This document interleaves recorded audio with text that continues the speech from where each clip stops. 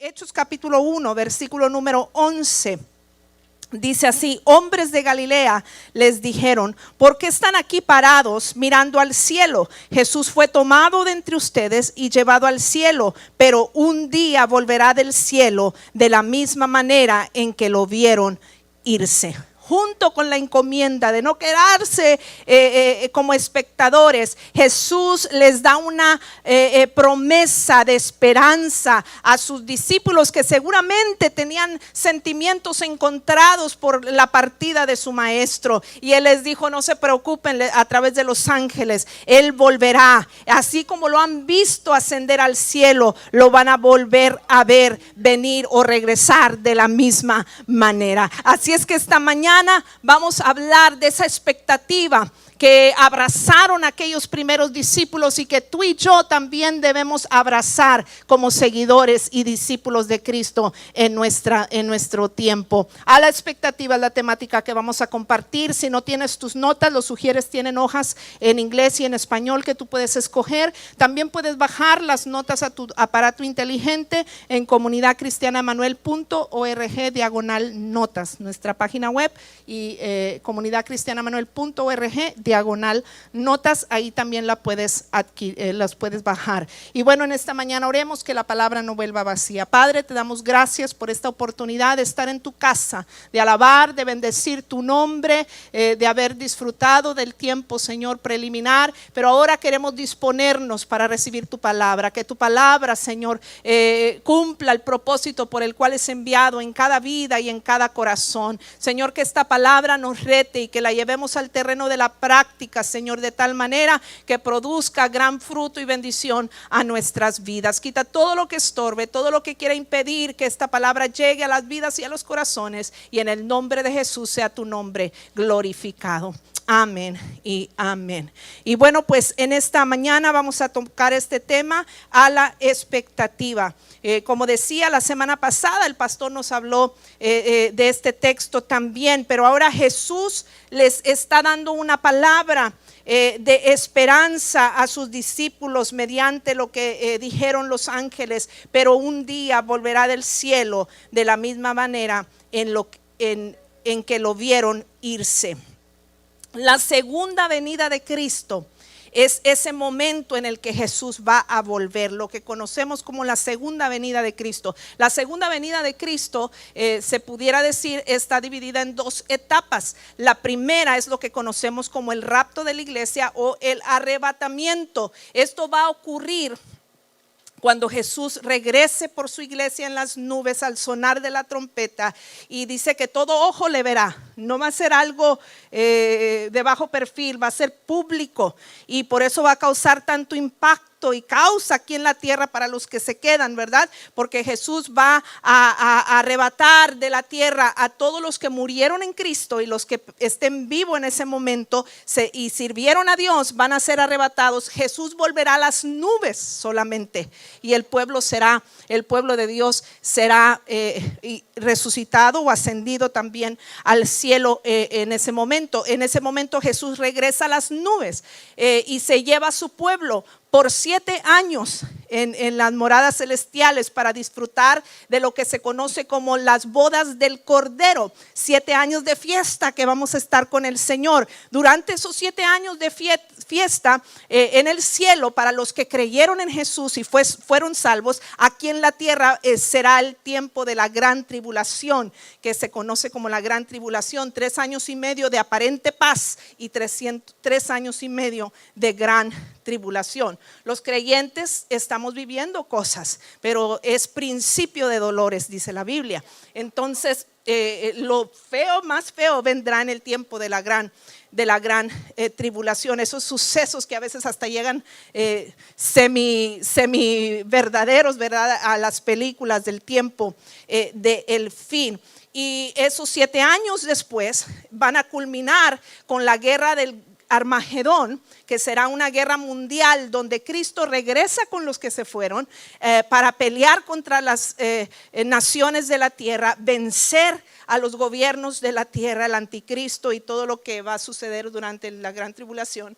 Y entonces Él va a tomar posesión para gobernar, un gobierno de teocracia, donde Cristo, el gobierno perfecto, decimos que a veces la democracia y el socialismo, y se habla de gobiernos terrenales que son imperfectos, pero el gobierno de Dios será perfecto porque Cristo mismo encabezará ese gobierno, y dice la Biblia que nosotros reinaremos juntamente, gobernaremos juntamente con Él después de haber vencido en esa guerra, y comenzará el milenio, 1000 años de estar en una tierra nueva. Cielo, es cuando llega, se va a sentar sobre este planeta, cielo nuevo, tierra nueva. Y vamos a disfrutar de un entorno maravilloso para después terminar en la eternidad con nuestro Señor Jesucristo. Le resumo un poquito, ¿verdad? En otra ocasión quizás podamos hacer una serie de estos sucesos del fin, pero le resumo. Entonces esa segunda venida empieza con el rapto, pero culmina cuando Jesús vuelve literalmente a poner su tierra aquí para gobernar en el milenio. Entonces es como 2 etapas, cuando vuelve a las nubes y luego cuando literalmente vuelve y pone su pie sobre la tierra. Y esa segunda venida de Cristo es llamada en las escrituras como una esperanza bendita, o la esperanza bienaventurada, dice otra versión. Es algo bendito, es algo glorioso. Para los creyentes, pensar en la venida de Jesús, en la segunda venida de Cristo, es algo glorioso, es algo maravilloso, es una esperanza bendita. ¿Por qué? Porque Jesús pagó un precio por nuestro rescate, viniendo a morir en la cruz del Calvario por ti, por mí. Se hizo hombre, tomó forma de hombre, se humilló a lo más bajo, murió en la cruz. ¿Por qué? Porque todos éramos pecadores, y dice la Biblia que la paga del pecado era la muerte, y merecíamos la muerte todos por ser pecadores. Pero Jesús nos amó tanto que dijo: no van a pagar ellos el precio, lo voy a pagar yo, seré su sustituto. Y pagó el precio de nuestro rescate, y no lo pagó para dejarnos abandonados. Nadie paga el rescate de un secuestrado para después olvidarse de él y abandonarlo. Entonces, si Cristo no volviera otra vez, nuestra fe no tendría sentido. Bendita esa esperanza cuando Cristo volverá en las nubes por su iglesia para finalmente reinar con Él en cielo nueva y tierra nueva por toda la eternidad. Un lugar distinto, un lugar donde no habrá llanto, donde no habrá dolor, donde no habrá miseria, donde no habrá pobreza, donde no habrá dificultades. Oh, bendita esperanza nos ha dado Jesús cuando dice la escritura que volverá otra vez. Con mucha razón llamada bendita esperanza o esperanza bienaventurada. Esta verdad se enseña a través de toda la Biblia.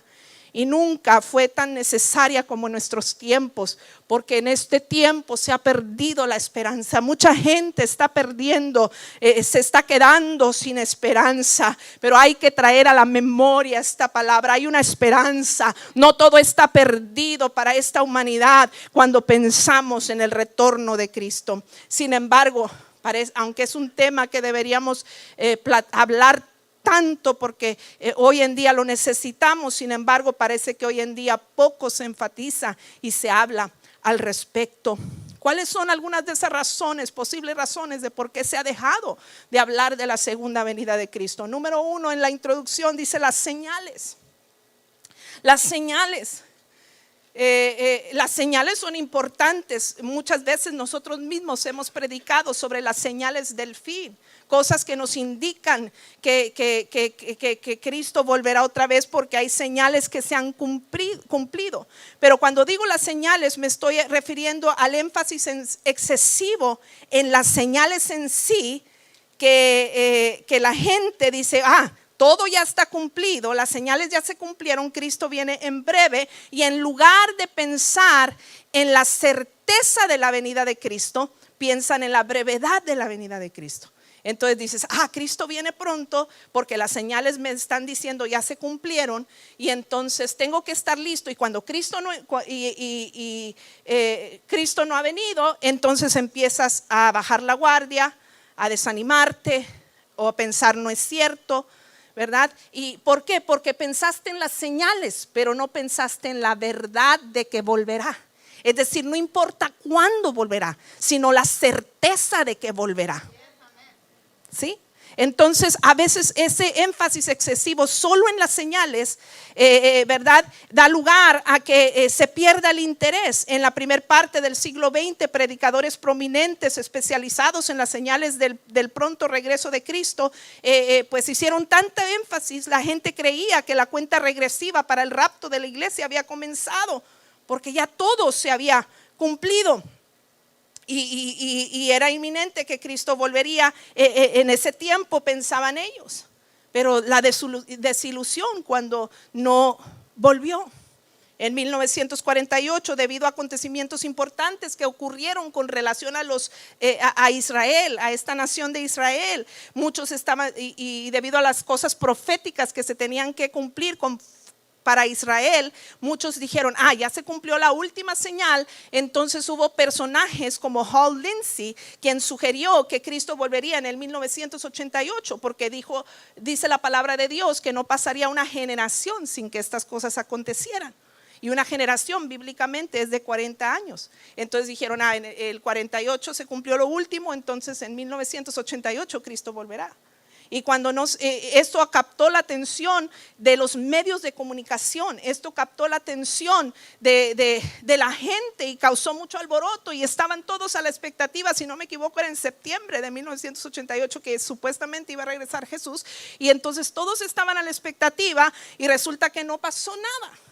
Entonces Lindsey rectifica y dice, me equivoqué, es en el 89 y tampoco pasó nada. Y esto nos lleva a la segunda razón, porque hay gente que ha perdido el interés en hablar o pensar en el regreso de Cristo. Otra razón es porque, ¿verdad?, estas falsas alarmas, las falsas alarmas. Gente que intenta revivir el interés de la segunda venida, pero que en su lugar son una vergüenza para la causa de Cristo, y es contraproducente porque se equivocan. Muchos creyentes leyeron con interés y emoción el folleto de Edgar Wisnant titulado 88 razones porque el rapto será en el 1988.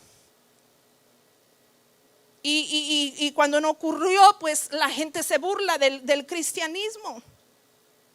Y estas falsas alarmas, estos intentos de poner una fecha al regreso de Cristo, ¿verdad?, está equivocado según la Biblia, y lo único que hace es que se desvanece el interés por el regreso de Cristo.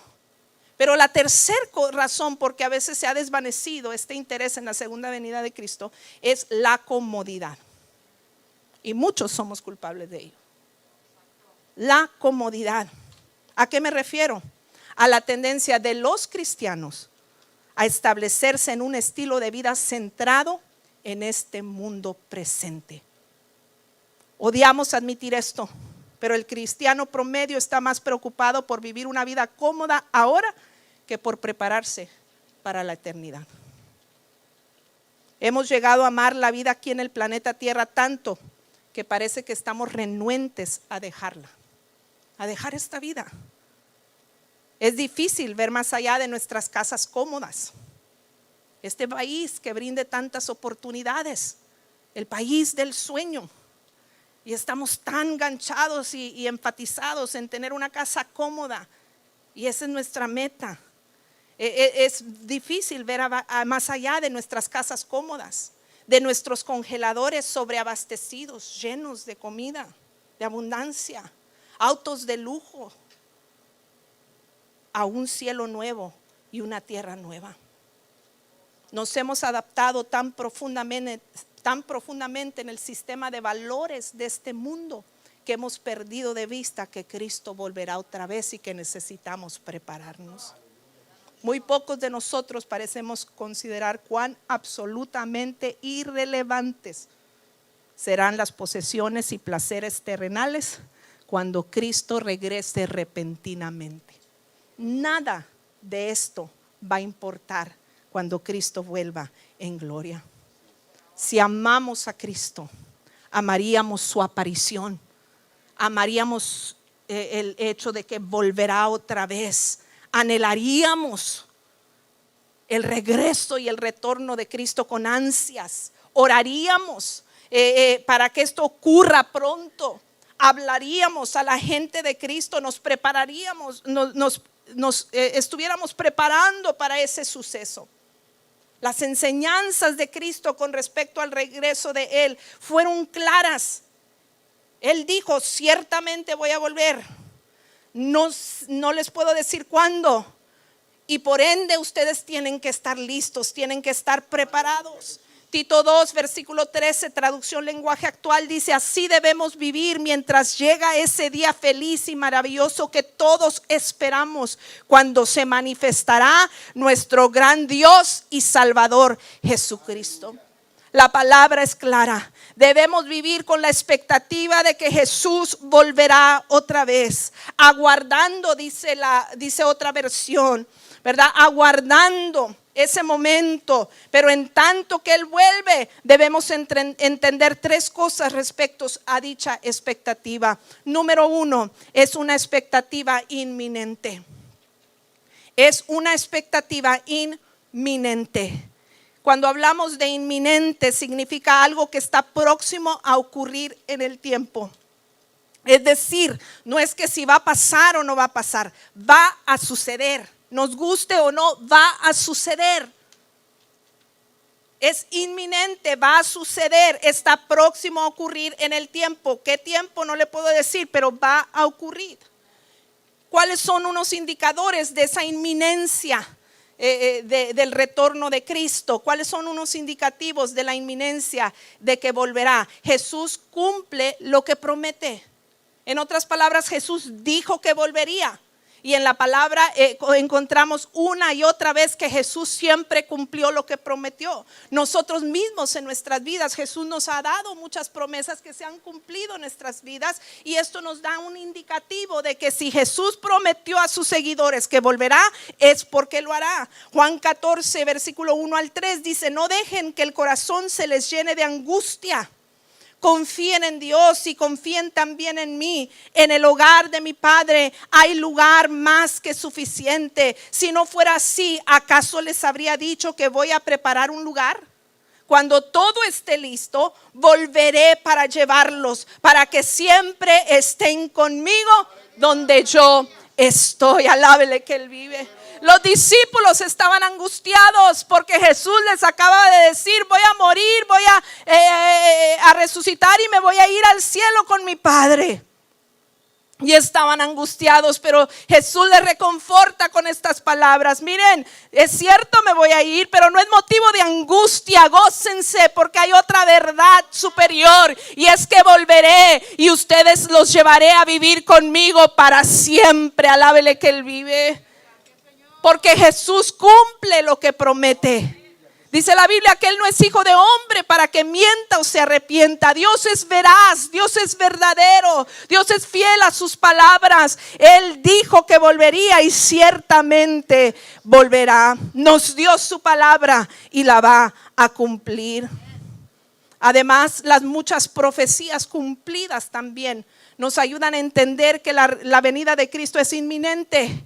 Las muchas profecías cumplidas, en especial las relacionadas a Jesús. En la Biblia usted va a encontrar decenas y decenas de profecías que se dieron en el Antiguo Testamento y que en el Nuevo Testamento tuvieron su cumplimiento, o aún en nuestros tiempos se está dando su cumplimiento. Entonces, si decenas, puedo decir cientos de promesas, de profecías, hay cumplidas, que nos hace pensar que la última no se va a cumplir. Por supuesto que se va a cumplir. Jesús volverá otra vez y las muchas profecías cumplidas me lo corroboran. Apocalipsis 22:20 dice: el que da testimonio de estas cosas dice, esto es Jesús, ciertamente vengo en breve. Amén. Sí, ven, Señor Jesús. Ciertamente vengo en breve. Ciertamente vengo en breve. Las muchas profecías cumplidas son otra forma de entender la inminencia del regreso de Cristo. Las señales cumplidas también. Yo les mencionaba en la introducción, hay gente que sobreenfatizó las señales. Conocer las señales es importante, pero no para especular que ya va a ser mañana o hoy que vuelve el Señor. Son importantes para entender que tengo que estar listo todos los días de mi vida. Pero el hecho de que se han cumplido las señales me dice que el Señor va a terminar de cumplir todo.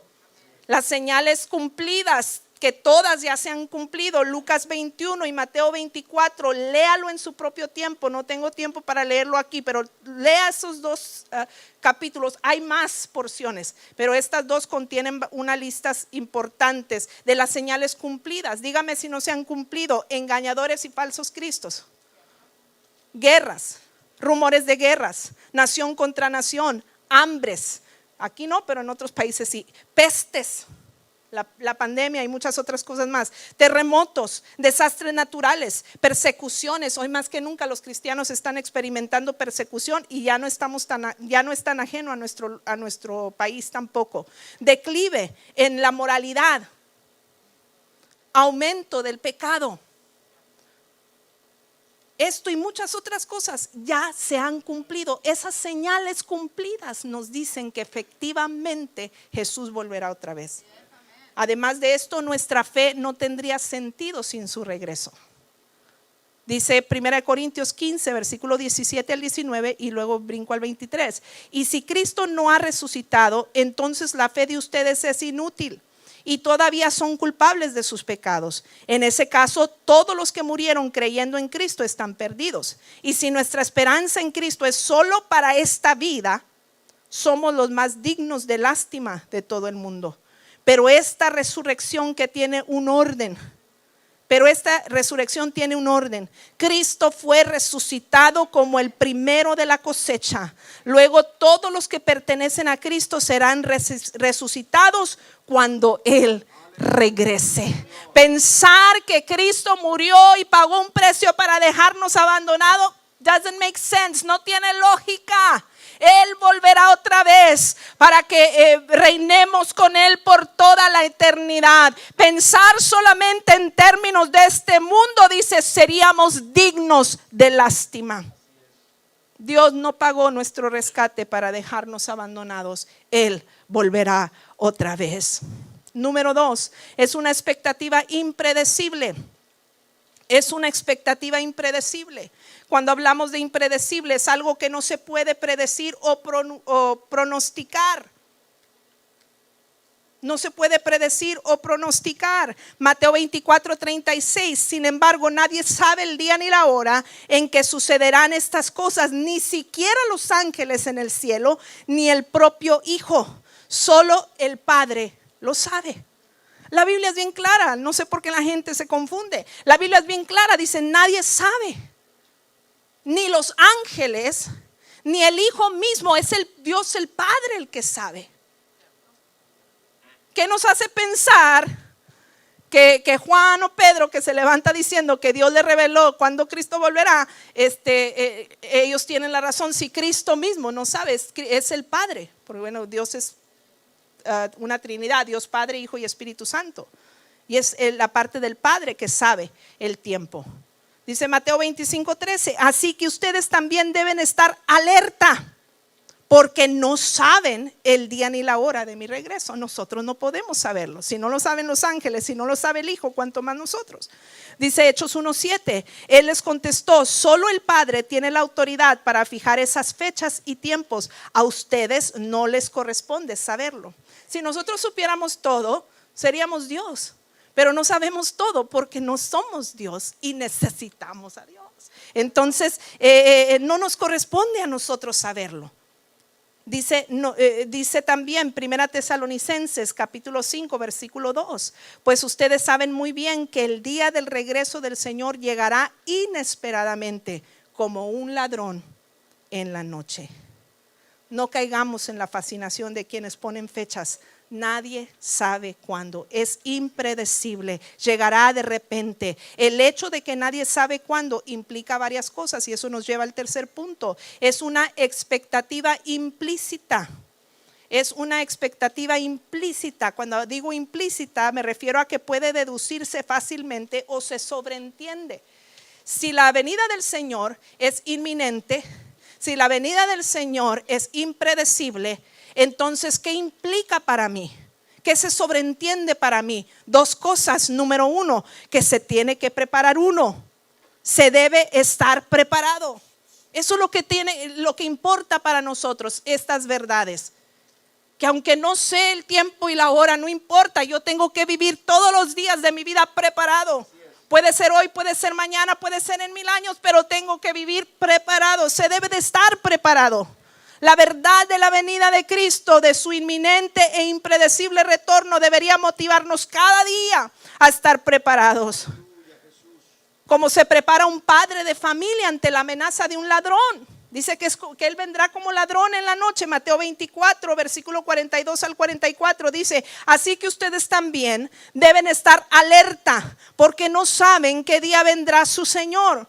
Entiendan lo siguiente: si el dueño de una casa supiera exactamente a qué hora viene un ladrón, se mantendría alerta y no dejaría que asaltaran su casa. Ustedes también deben estar preparados todo el tiempo, porque el Hijo del Hombre vendrá cuando menos lo esperen. La Biblia es clara, será como cuando el ladrón no anda avisando cuando vendrá, y en ese sentido así será la venida del Señor. No sabemos cuándo y por ende tenemos que estar preparados. Si el jefe de la casa no sabe que vendrá un ladrón, pero no sabe cuándo vendrá el ladrón, pero sabe que hay una amenaza de un ladrón, ¿qué va a hacer? Va a poner cámaras, va a poner alarma, va a poner vigilia, guardia, va a estar alerta, va a cerrar las puertas con candado, va a poner rejas, no sé. Se va a preparar ante la posibilidad, ¿verdad?, de que vendrá un ladrón. Pues tú y yo así tenemos que vivir. Así tenemos que vivir, preparados. Todos los días de nuestra vida, al día con Dios, porque vendrá como ladrón en la noche. También la Biblia nos habla para darnos esta misma idea sobre la parábola de las 10 vírgenes. En Mateo capítulo 25, versículo 1 en adelante, usted lo puede leer en su propio tiempo. Pero nos habla que tenemos que estar preparados. Dice esta parábola, para hablar sobre la venida de Jesús, se relató esta parábola, ¿verdad?, de que había 10 vírgenes esperando a su amado, al esposo, que vendría por ellas, y 5 llenaron sus lámparas de aceite y estaban preparadas. 5 no buscaron suficiente aceite y se les estaba acabando, y le dijeron a las prudentes que buscaron: oye, denos un poquito de aceite porque se nos va a acabar y va a venir el amado y nos va a hallar con las lámparas apagadas y sin aceite. Y ellas dijeron: vayan ustedes y busquen con los que venden. No es nuestra culpa, como quien dice, ¿verdad? Estoy parafraseando. No es nuestra culpa, ¿verdad?, que ustedes no se prepararon. Yo sí me preparé, y yo no voy a poner en riesgo mi encuentro con mi amado. Y ellas se prepararon, y la Biblia dice que las 5 que no se prepararon, vino el amado y dijo: apartadas de mí, yo no las conozco. No las conozco. Y las 5 que se prepararon pudieron disfrutar la comunión con su amado y entrar con él. De la misma manera, tú y yo, habrá gente que no se quiera preparar. Habrá gente apegada a las cosas de este mundo, que no le interesen las cosas de Dios, ni una relación con Dios. Habrá gente que escoge andar en el pecado, en el mal, apartado de lo bueno. Pero tú y yo tenemos que escoger diferente. La Biblia dice: ancho, espacioso es el camino que lleva a la perdición, angosto, estrecho es el camino que va a llevar a la vida eterna. Pocos quieren caminar por él, pero tú y yo queremos ser de esos pocos que creen en el inminente retorno de Jesús, en su inesperado, impredecible retorno de Jesús, y vivir preparados cada día. ¿Cómo prepararnos? 2 cosas bien básicas. La salvación es indispensable. Conocer a Jesús en una relación personal, que Él sea el Salvador y Señor de tu vida. Cuando hablamos de salvación, estamos hablando de ese término, se usa entre los cristianos, ¿verdad?, que si eres salvo, porque todos éramos pecadores, y dice la Biblia que la paga del pecado es la muerte. Y entonces Jesús nos salvó de esa condenación que pesaba sobre todos los pecadores, de que habríamos de morir a causa del pecado. Y Jesús fue nuestro sustituto, y Él pagó el precio que teníamos que pagar nosotros, y nos salvó de la condenación eterna, ¿verdad? Y nos proveyó salvación y nos dio garantía de vida eterna cuando entregamos nuestra vida a Cristo. Entonces es bien importante que cada ser humano sea intencional en aceptar a Jesús en su corazón Y es por fe, dice la Biblia, no es por obras para que nadie se gloríe. Es simplemente creer, admitir que soy pecador y creer que Jesús fue mi sustituto y decirle: Señor, perdona mis pecados y hazme tu hijo. No era hijo, estaba destituido de Dios, pero hazme ahora de tu familia. Te acepto en mi corazón, y Jesús entra en tu corazón y te brinda la salvación. Dice Tesalonicenses 5, versículo 9 al 10: pues Dios escogió salvarnos por medio de nuestro Señor Jesucristo y no derramó su enojo sobre nosotros. ¿Quieres evitar los juicios finales? Entonces busca la salvación mediante Jesucristo. Es la forma en que vamos a ser salvados de ello. Dice el 10: Cristo murió por nosotros para que estemos vivos o muertos cuando regrese, podamos vivir con Él para siempre. Así es que cuando vivimos, cuando somos salvos, sea que vivamos o que muramos, por eso dijo el apóstol Pablo, ¿verdad? Para mí el vivir es Cristo, el morir es ganancia, porque sea que vivamos o que muramos, dice un estribillo, somos del Señor. La tenemos de ganar, porque si nos morimos antes de que Cristo venga, seremos resucitados de entre los muertos. Dice que los muertos en Cristo resucitarán primero, y después los que estamos vivos, los que quedamos, seremos arrebatados al cielo y seremos reunificados con Él en las nubes para vivir con Él para siempre. Pero Dios ha provisto un medio para escapar del juicio, y es la salvación mediante Jesucristo. Juan 14:6 dice: Jesús le contestó: yo soy el camino, la verdad y la vida. Nadie puede ir al Padre si no es por mí. Jesús le dijo a los discípulos en ese mismo consejo de San Juan 14, que les dijo que volvería, que les prometió y les alentó de esta manera. Uno dijo: pues ¿cómo vamos a llegar? Dijo: ustedes conocen el camino. Dijo: no lo conocemos. Dijo: sí lo conocen, Jesucristo es el camino, Él es el medio. Y es la misma respuesta que Él nos da hoy en día: Jesús es el único medio, el único camino para la salvación y por ende para la vida eterna. Además, hoy es el día de salvación. Hay quienes posponen para después. Yo en mi juventud me acordaba mucho de un muchacho que siempre decía, le gustaba ir a la iglesia a ver a las muchachas, a jugar voleibol, básquetbol con los jóvenes, le gustaba andar entre nosotros, pero nunca se comprometía a vivir una vida para Dios. Y él decía, no, ya cuando esté viejito, porque él quería darle acá en la iglesia y darle allá en el mundo, entrarle a todo lo del mundo también, a las cosas paganas y impuras. Él quería disfrutar de todo. Dijo: yo voy a disfrutar ya cuando esté viejito, entonces ya rindo mi vida a Cristo. ¿Quién garantiza que iba a llegar a viejito? ¿Y quién garantiza que Cristo no volviera antes? Entonces hoy es el día de salvación. La Biblia dice en múltiples ocasiones: hoy es el día de la salvación. No dejes para mañana lo que puedas hacer hoy. Entrega tu vida a Cristo si no lo has hecho.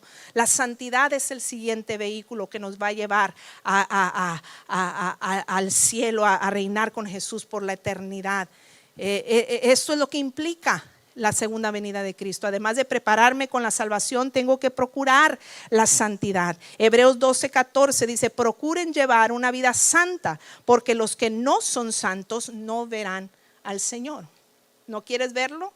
Ignora la santidad. ¿Quieres verlo? Procura la santidad. Cuando hablamos de santidad, estamos hablando de apartarnos de la inmundicia, de la impureza, de las cosas que no honran, que no agradan a Dios. Todo lo que desobedece los mandatos de la palabra de Dios, eso es estar lejos de la santidad. Pero cuando yo obedezco la palabra, cuando yo me apego a ellos, cuando yo busco ser obediente a lo que Dios manda, a vivir una vida correcta delante de Él, que le agrada, entonces estoy procurando la santidad. Y aunque somos santificados cuando entrego mi vida a Cristo, después hay una santidad progresiva que ocurre. Es decir, tengo que seguir cultivando lo recibido y apartándome de las cosas que no le agradan a Dios. Dice Tesalonicenses 4, versículo 1, 7 y 8. Dice: por lo demás, hermanos, les pedimos encarecidamente en el nombre del Señor Jesús que sigan progresando en el modo de vivir que agrada a Dios, tal como lo aprendieron de nosotros. De hecho, ya lo están practicando. Dios no nos llamó a la impureza, sino a la santidad. Por tanto, el que rechaza estas instrucciones no rechaza a un hombre, sino a Dios, a quien les da a ustedes su Espíritu Santo. No porque ayer te entregaste a Cristo. Si hoy no cultivas una santidad con el Señor, puedes perder tu salvación. Dice la Biblia que podemos perder una salvación tan grande si yo me descuido. Por eso tengo que procurar la santidad progresiva todos los días. Lo extraordinario de esto, y se lo digo siempre, cuando uno entrega su vida en Cristo, no lo vemos tangiblemente, pero hay algo que ocurre en nosotros, y es el milagro de la regeneración. Cuando uno acepta a Jesús por la fe y de corazón como Señor y Salvador de nuestras vidas, ocurre el milagro de la regeneración, de tal manera que lo que no podía lograr por mí mismo antes, de vivir apartado de las tentaciones y del mal, ahora lo puedo lograr porque Cristo me da el poder para lograrlo. Por eso cuando se te sale una maldición, y antes decías muchas y ahora ya eres salvo, se te sale una maldición, te sientes mal, te sientes culpable, sientes que ofendes a Dios, sientes pena en el corazón y dices, ay, no debía de haber dicho, pero antes lo decías y estabas muy cómodo. Es que ha ocurrido un milagro de la regeneración, que poco a poco el Señor te está llevando a crecer en la santidad y apartarte de lo que no le agrada y lo que no le honra. Esto es extraordinario. El mismo Dios que nos exige santidad para poder verlo una vez más cuando Él vuelva en gloria, es el mismo Dios que me da el poder para mantenerme apartado del mal, de la inmundicia y todo lo que no le agrada. Es el mismo Dios, que además es un Dios de gracia, que si fallo me perdona, si le pido perdón de corazón. Así que en tanto que Cristo vuelve, hay que cada día procurar un mayor nivel de santidad. Nunca pienses que ya lo lograste todo. No bajes la guardia en esas que a veces se confía la gente. Es cuando caen más tremendo en el pecado y la maldad. En tanto que Él viene, hay que procurar un mayor nivel de santidad. Aunque la salvación no es por obras, los salvos hacen buenas obras gracias al milagro de la regeneración. La siguiente implicación de la inminente e impredecible venida del Señor es que se debe estar ocupado. Además de estar preparado, se tiene que estar ocupado. No es una espera pasiva, es una espera activa. En tanto que Él viene y estoy a la expectativa de su retorno, tengo que mantenerme ocupado. Hay una parábola de las 10 minas en Lucas capítulo 19 y uno de sus versículos, el versículo 13, dice la traducción lenguaje actual: por eso llamó a 10 de sus empleados, a cada uno le dio cierta cantidad de dinero y le dijo, haz negocios con este dinero hasta que yo vuelva. Es otra parábola, así como la de las 10 vírgenes, que nos habla del regreso de Cristo. Y Jesús le dice, aquí nos da otra verdad importante con relación a esto. En tanto que yo regreso, el amo se iba a ir por un viaje largo. Y en tanto dijo, tengan esto, trabájenlo, manténganse ocupados, para que cuando yo regrese me rindan buenas cuentas. Y usted conoce la parábola, ¿verdad? Dos sí rindieron buenas cuentas y el amo les dijo, bien buen siervo fiel, en lo poco fuiste fiel, en lo mucho te pondré, entra en el gozo de tu Señor. Y el que no hizo nada con lo que el amo le dio, le dijo, oh, eres un miserable, no debiste haberlo puesto aunque sea en el banco a trabajar, pero ni siquiera eso hiciste con lo que te di. Apartado, no te conozco tampoco. Es nuestra decisión. No es que Dios sea malo y quiera llevarse a unos sí, a unos no. Es que Dios nos dio un libre albedrío y tú escoges. Dios no obliga a nadie. Es una decisión personal y uno tiene que ser intencional en decidir, voy a mantenerme preparado y voy a mantenerme ocupado en tanto que Él regresa. Y le dijo, trabaje en esto en tanto que yo vengo. ¿En qué? En el servicio a Dios. 1 Corintios 1:7 dice, de modo que no les falta ningún don espiritual mientras esperan con ansias que se manifieste nuestro Señor Jesucristo. En lo que estamos esperando, ansiosos de que Cristo vuelva y recibamos nuestro galardón eterno, en tanto que estamos esperando, hay que echar a andar los dones espirituales, esos dones, talentos, habilidades especiales que Dios te dio. Úsalas para la gloria de Dios. Dile al Señor, usa mi vida. ¿Qué es lo que puedo hacer, Señor, para afectar a las personas a mi alrededor? Dos cosas importantes con respecto al servicio. Servimos para edificar al cuerpo de Cristo y para que se salven las almas. Vamos a ponerlo sencillo, son dos cosas: edificación de la gente y salvación de la gente. Los que ya estamos en él, Señor, úsame para edificarlos, para ayudarlos, que lo que yo pueda hacer contribuya a su crecimiento espiritual, bendiga sus vidas. Y los que no son salvos, Señor, ayúdame, que una palabra mía les anime a buscar a Dios, que cuando yo les ministre, que cuando yo les hable de Cristo, Señor, puedan rendir su corazón a ti, que un acto que hago, mi testimonio, mi conducta, cómo yo me conduzco cada día, pueda inspirarlos a querer acercarse al Señor y no perderse. Señor, que un acto de amor que yo pueda practicar, que si un vaso de agua doy, que si una cobija le brindo a alguien, que si le doy hospedaje, Señor, que ese acto de amor inspire a alguien a entregar su vida a Cristo. Ese es el servicio cristiano. No es un título, no es una posición, es servir en tanto que Él viene.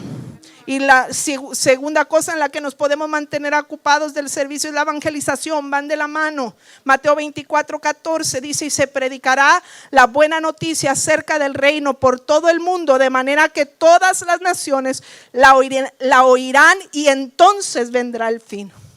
Dios nos dejó una encomienda: id por todo el mundo, predicar el evangelio a toda criatura, que todo mundo sepa, que todo mundo conozca. Yo les he dicho muchas veces, si no conoces mucha Biblia, mucha teología, tienes una experiencia, comparte tu experiencia. ¿Qué es lo que Cristo hizo por ti? Mi matrimonio estaba al borde del divorcio, estaba al borde del fracaso. Llegó Cristo a la escena de nuestra vida y nos restauró. Oh, estaba hundido en los vicios, en las drogas, en el alcohol, en el pecado. Entregué mi vida a Cristo y el Señor me quitó el deseo de todo eso y me hizo libre. Oh, ¿cuál es tu historia?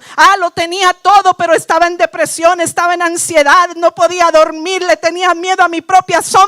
Oh, pero llegó Cristo a la escena de mi vida y me liberó de todas esas cuestiones.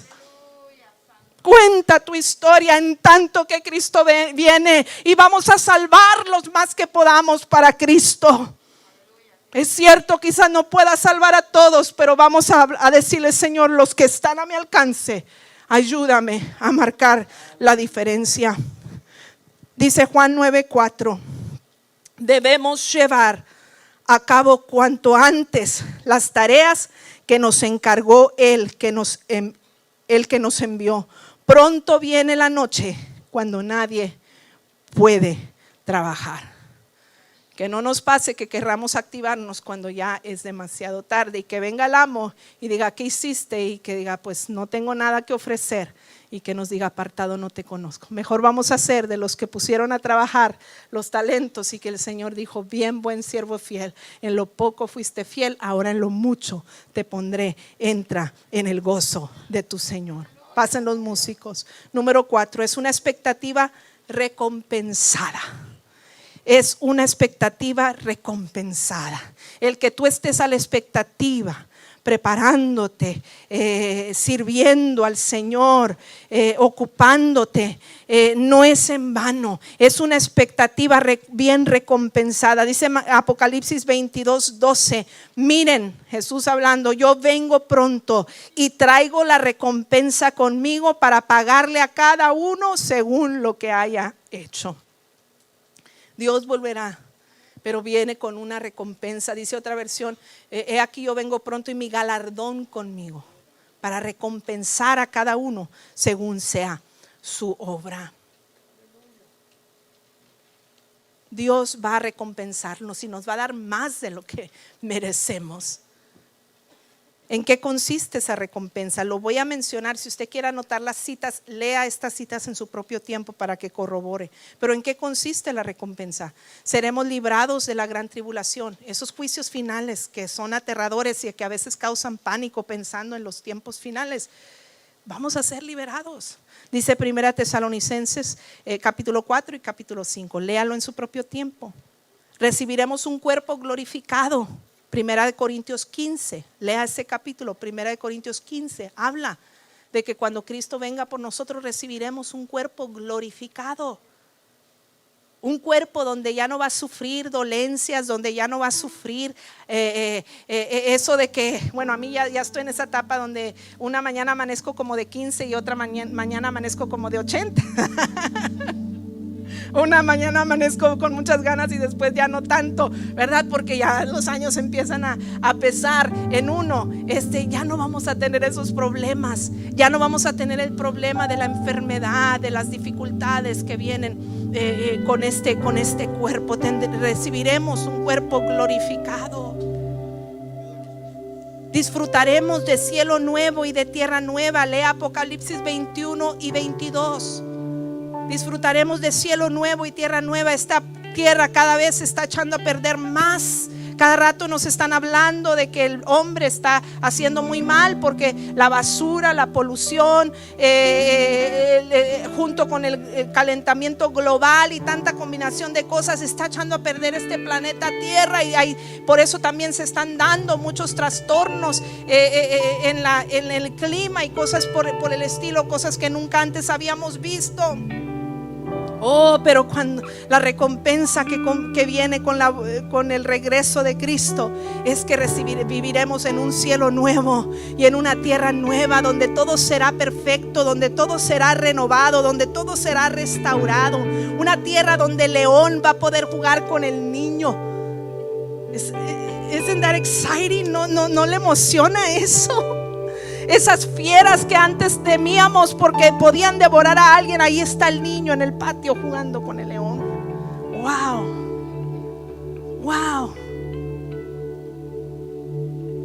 Un gobierno perfecto, encabezado por Cristo mismo. Cielo nuevo, tierra nueva. Lea los detalles de Apocalipsis 21 y 22. Estaremos con el Señor además para siempre. Estaremos con nuestro amado para siempre. Mi amado terrenal, lo quiero mucho. Él me ama mucho, yo lo amo a Él. Pero con todo el amor que Él me tiene, nadie me amó más que Jesús. Que no escatimó ni su propia vida y la entregó por mí, un vil pecador. Jesús nos lo declaró desde el Antiguo Testamento: con amor eterno te he amado, por lo tanto te prolongué mi misericordia. Yo no lo merecía.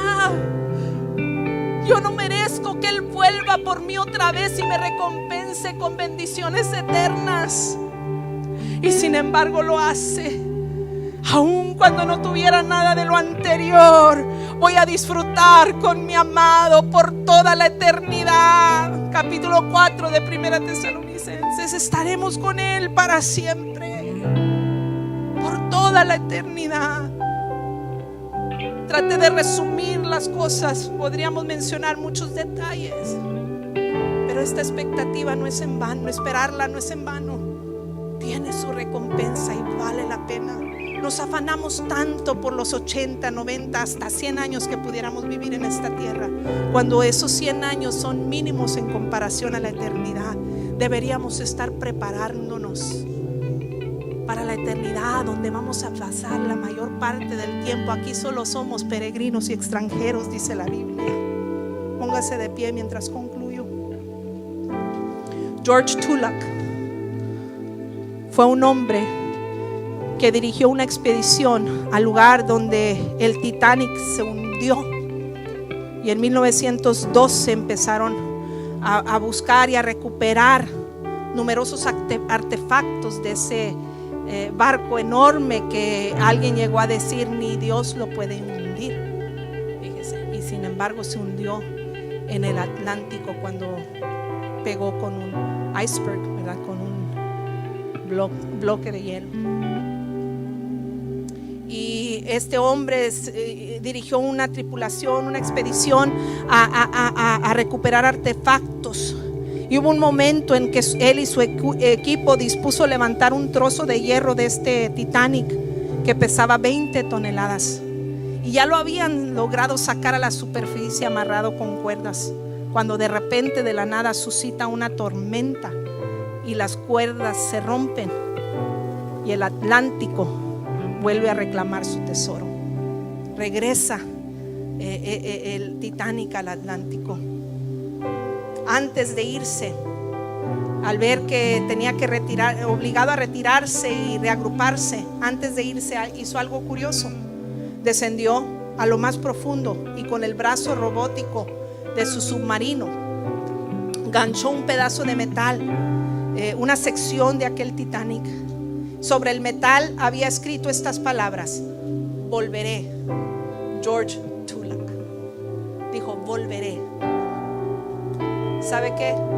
Tulak fue después reemplazado en esas expediciones y nunca logró el objetivo de volver a intentar sacar el Titanic del Atlántico. Oh, pero Jesús pronunció las mismas palabras a sus discípulos y no las pronuncia a nosotros como discípulos y seguidores de Cristo. Jesús dijo: volveré. Jesús hizo una promesa y Él tiene toda la intención de cumplirla. No sabemos con exactitud cómo se dará. Nos imaginamos, pero no sabemos con exactitud cómo será aquel suceso. No sabemos cuándo. Lo único de lo que podemos estar seguros es que Jesús vendrá de nuevo. Nos dio su palabra y podemos confiar que Él guardará su palabra. Volverá y hoy estamos más cerca que ayer. Alábele que Él vive. Hoy estamos más cerca que ayer. Para el creyente, la esperada de la venida de Cristo debe de ser una de añoranza y de gozo. Deberíamos decir, como dijo Juan en sus escritos en el Apocalipsis, en esa revelación profética que recibió, el Espíritu y la novia dicen: ven. Y el que escucha diga: ven. Que podamos decir, así termina la Biblia, último capítulo de la Biblia. El Espíritu y la novia deben de estar diciendo: ven, Señor Jesús. La venida de Cristo para el creyente no tiene por qué ser un motivo de pánico, de escándalo. Es un motivo de gozo. Dure un poco, mucho en esta tierra, nada comparado a cuando Él venga y nos lleve en gloria. Ven, Señor Jesús. Y luego dice el 17 de Apocalipsis 22: el que tenga sed, venga, y el que quiere tome gratuitamente del agua de vida. Mientras el cristiano no debe pescarle de sorpresa la venida de Cristo, porque andamos en la luz, no andamos en oscuridad, y en la luz no nos pesca las cosas de sorpresa, dice 1 Tesalonicenses 5:4. Pero para el no creyente hay algo extraordinario. Jesús te está dando la oportunidad y te dice: tienes sed. No has podido llenar el vacío de tu corazón. Todo lo que has hecho y lo que te has afanado en este mundo no ha logrado darte la dicha permanente y la felicidad verdadera. Pues la venida de Cristo no es que no va a ocurrir. El hecho de que se está tardando, ¿sabes qué es? Es el amor de Dios hacia ti que te está diciendo: te estoy esperando. Te estoy esperando para que entregues tu vida a Cristo y escojas el camino de la salvación, que es el camino a la vida eterna. Segunda de Pedro capítulo 3 versículo 8 y 9 nos lo declara. Pero no olviden, dice, queridos hermanos, que para el Señor un día es como 1000 años y 1000 años como un día. El Señor no tarda en cumplir su promesa, según entienden algunos la tardanza. Más bien, Él tiene paciencia con ustedes, porque no quiere que nadie perezca, sino que todos se arrepientan.